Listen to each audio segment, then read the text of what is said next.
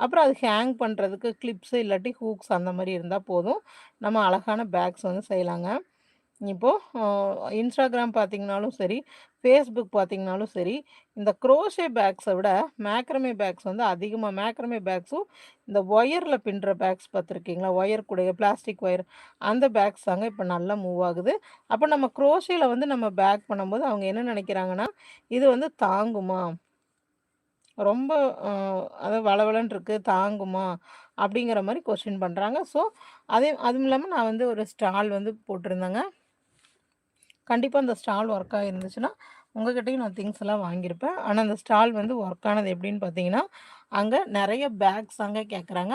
மேக்ரமே packs மாரி அதாவது இப்டி இந்த கூட மாரி இருக்கும் இல்லைங்களா? கையில எடுத்துட்டு போவோம் இல்லைங்களா? ஹேண்டிலும், கூடையும் அந்த மாரி தாங்க கேட்குறாங்க. அப்பதான் நான் யோசிச்சேன், சரி நம்ம அ இந்த மாரி போட்டு காமிக்கலாம். மேக்ரமே பேக்ஸ் போட்டு காமிக்கலாம்.